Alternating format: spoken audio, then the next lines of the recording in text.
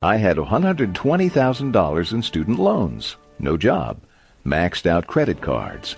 I was sleeping on a friend's floor, completely broke, humiliated, and out of options. So I did something desperate. I rented out space on my floor, strangers, Craigslist, sleeping bags. It sounds insane, but it paid off 6 figures of debt.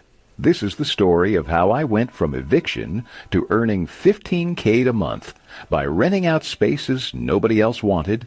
And if you're struggling right now, I just want you to know, I've been where you are, and there's a way out. I moved to L.A. at 23 to chase a dream. I wanted to be a fashion stylist. I thought I'd be working with celebrities, running shoots, building a name for myself. Instead, I bounced from unpaid internships to dead-end jobs, always almost getting my break.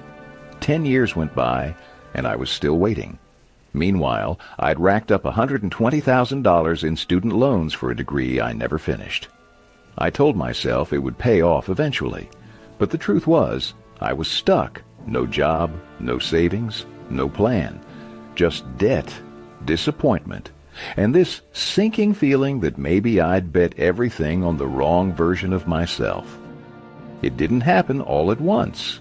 At first, it was little things. A jacket to look professional, some software to edit portfolios, an online branding course. I kept telling myself it was part of the hustle, but the hustle wasn't paying the bills. I was spending money I didn't have to impress people who weren't hiring me. Every rejection stung, so I bought something else to feel in control. Until one day, I opened my credit card statement and realized I'd been paying minimums on 10 different cards, all maxed out.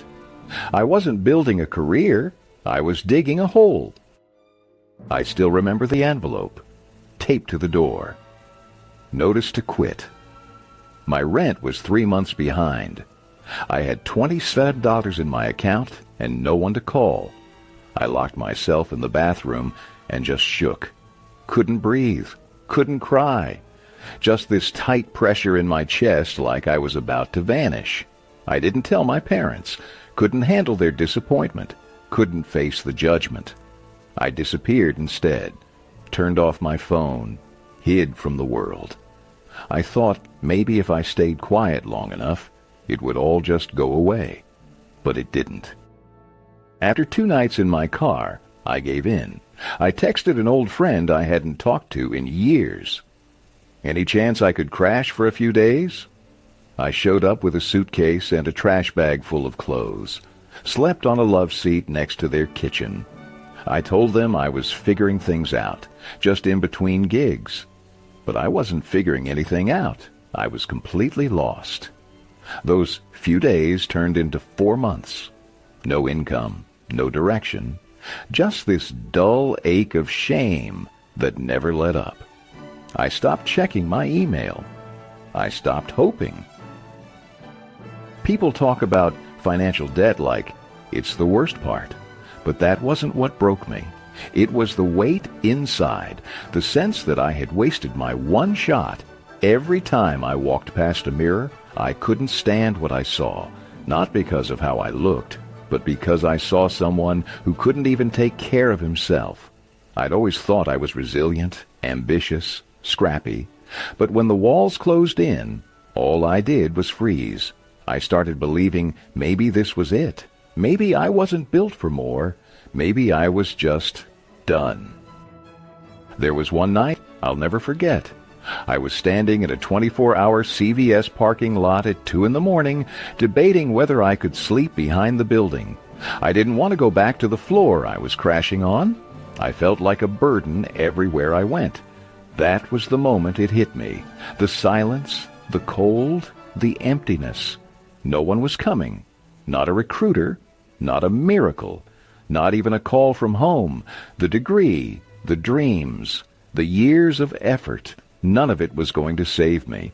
If I wanted to survive, I had to do it myself.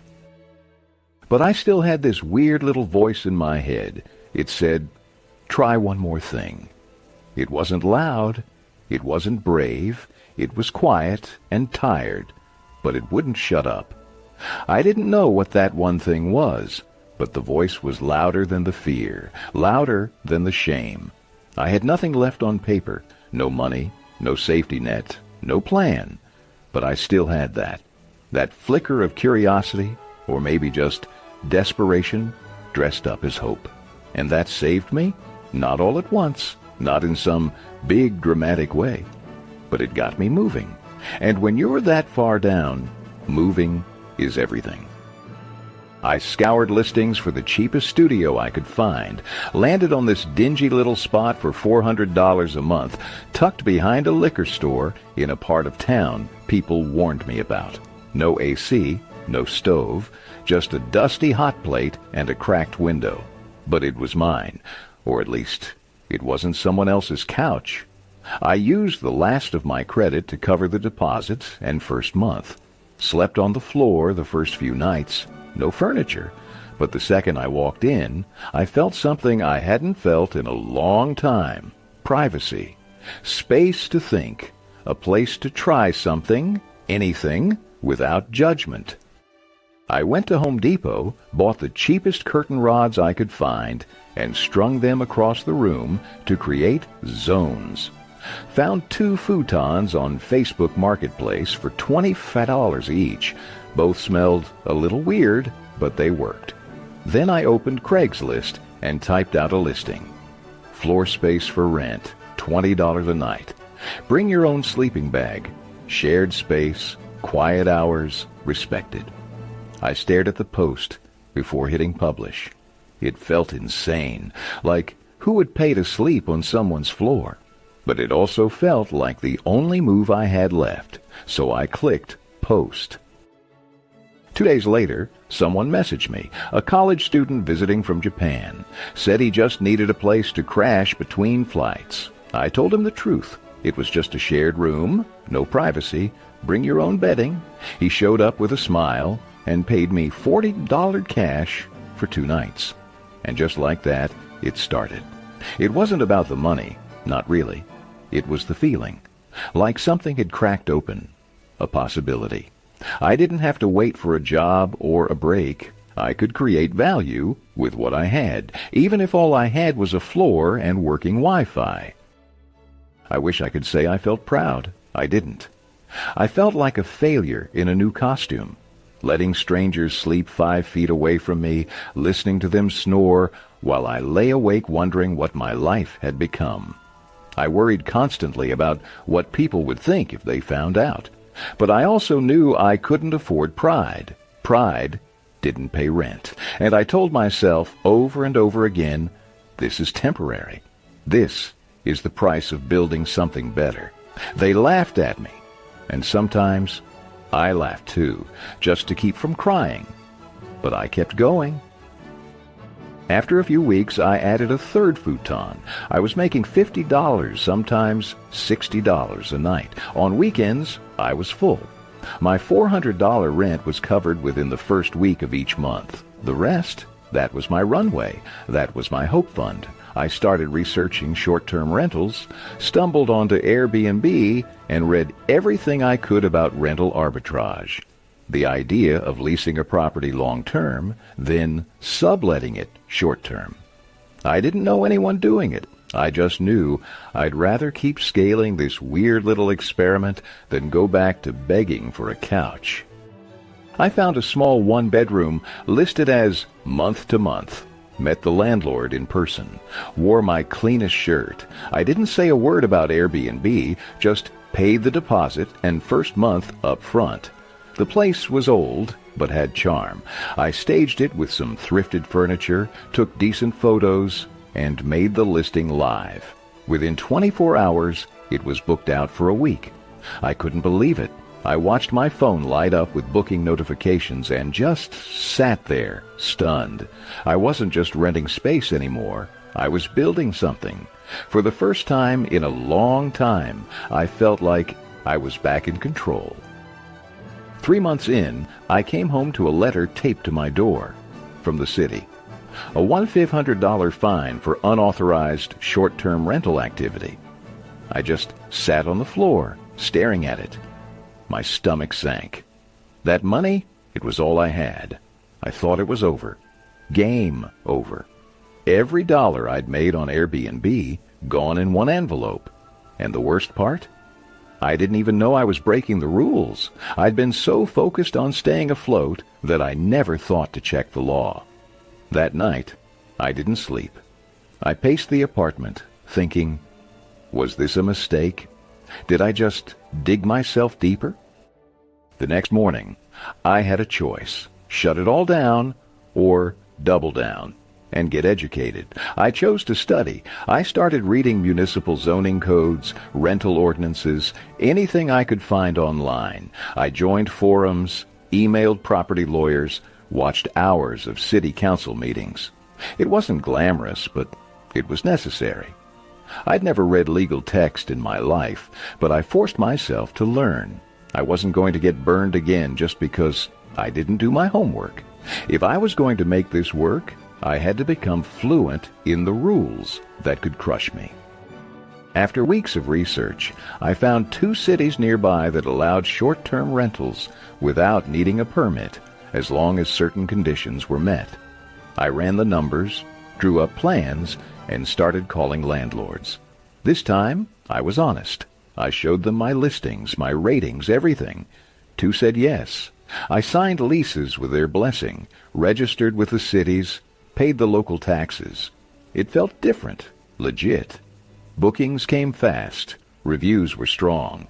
My only problem now was keeping everything running. I couldn't be everywhere at once. That's when I knew I needed help. I found 2 virtual assistants online, one in the Philippines, one in Mexico. I trained them to respond to messages, schedule cleanings, order restocks, everything I used to do myself, half asleep, juggling 3 phones. I built templates, made checklists, recorded video walkthroughs. Within 2 weeks, they were running the day-to-day better than I ever had. It freed me up to think bigger, to breathe a little. I wasn't just scrambling to keep the lights on anymore. I was building something that could run without me, and that, more than anything, felt like a kind of freedom. Then came the month everything went wrong. 2 cancellations in 1 weekend, both high-paying guests. A pipe burst in 1 unit. My main cleaner ghosted me. I spent nights cleaning toilets and rewashing sheets by hand. I was exhausted, angry, thinking maybe I'd pushed my luck too far. But I kept hearing my own voice. The system works. This is just noise. I clung to that. I reached out to new cleaners, leaned harder on my VAs, and got through it. Barely. That month taught me something. Your business isn't proven when things go well. It's proven when they fall apart. 3 years after that first $20 Craigslist booking, I made my final debt payment. Every dollar gone. I still remember clicking submit on that last loan installment. It didn't feel real, but it was. I wasn't in survival mode anymore. I wasn't trying to avoid calls from creditors or checking my balance every 5 minutes. I was breathing. I was planning. I had 8 properties generating steady income, a remote team running operations, and for the first time since moving to L.A., I wasn't chasing someone else's dream. I was living mine, and I built it from a futon on the floor. I don't have the flash, no luxury cars, no ocean view condo, but I sleep better than I ever did. My 8 units net around $15,000 a month. I work when I want. I see my nephews more. I pay for my mom's prescriptions without blinking. There's no pressure anymore, just rhythm. I make breakfast without rushing. I walk outside without checking my phone every 5 minutes. People talk about financial freedom like it's some big, loud thing. But for me, it's quiet. It's peace. And that peace is worth more than any car or corner office I ever dreamed about. Back then, people joked behind my back, called my studio a hostel, asked if I was starting a cult. I laughed with them sometimes. It hurt less that way. But I remembered. Now some of those same people DM me asking how to get into short-term rentals. If I can help them find a unit, set up a listing, get out of debt. And I do help when I can. I don't hold it against them. They couldn't see what I saw, that sometimes survival is the business plan. And if you stay with it long enough, it becomes something real. People think this story's about real estate. It's not. It's about dignity. I didn't raise venture capital. I didn't pitch investors. I didn't have a rich uncle or a fancy network. I Googled everything. I made mistakes. I got fined. I scrubbed toilets at 2 a.m. But I kept going. And over time, I built a machine that worked because I worked. That's something no one can take from me. It's not flashy, but it's solid. And when you've lost everything before, solid feels like a castle. Every now and then, I get a message that stops me cold. Someone saying, "Hey, I stayed on your floor in 2018. I was broke, between jobs, scared, but you gave me a safe place to sleep. Thank you." I don't always know what to say. I never thought of myself as someone who made a difference. I was just trying to survive. But it turns out, when you create safety, even in a tiny studio with a curtain, it matters. And somehow, in trying to fix my own life, I gave something to other people too. I could stretch. I could go bigger, get fancier furniture, lease a shiny apartment with floor-to-ceiling windows. But I don't need to. I like where I am. I like making my own coffee in the morning, walking to the park, hearing the kids laugh at the playground. I like knowing that I built this without shortcuts. Every dollar, every review, every unit, I earned it. And it's enough. More than enough. Because what I really wanted wasn't luxury. It was control. And now I have that. People ask all the time, "How'd you do it?" Expecting some trick, some app, some hack, but I just tell them the truth. I started with nothing. No job, no credit, no fallback plan. I was desperate, so I did what I could with what I had, and I kept showing up every single day. That's the part no one wants to hear. There's no magic, just movement.